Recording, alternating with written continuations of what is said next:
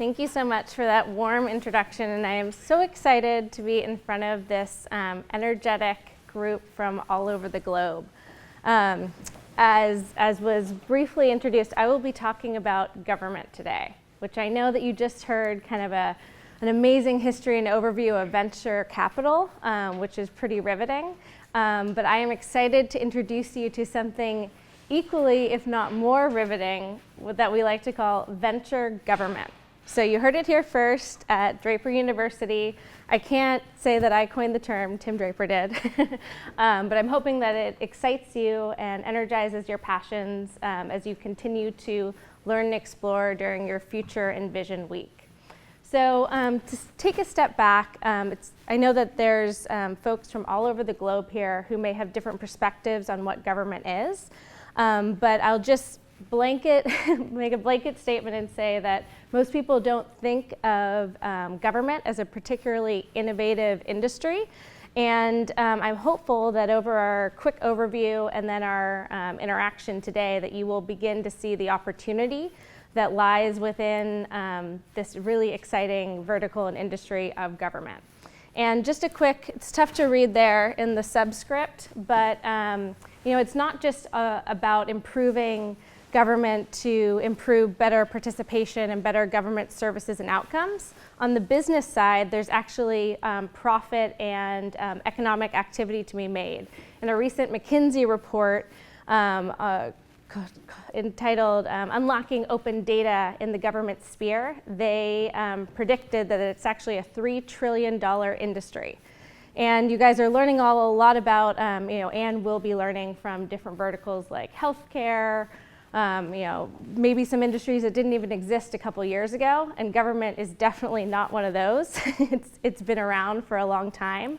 But I think it's really exciting because there's a great opportunity both for businesses that want to drive change, for nonprofits, civic and GovTech that want to engage with the public and bring in more representation into voices. And we'll talk a little bit more about one way that you guys will get to do that today. So I hope that this is exciting and that it shows you a different aspect of government than maybe you had walking in. So I was asked, and especially, let's just start out. Who here was not born in the US? Okay, cool. So I do see some hands weren't raised, so it looks like we have some US experts in the room, which I'm excited about. So you can help me kind of with this really brief overview of our federal government. But I would say some main takeaways are, obviously we have 50 states plus the district, our district capital, DC, and a couple territories in addition.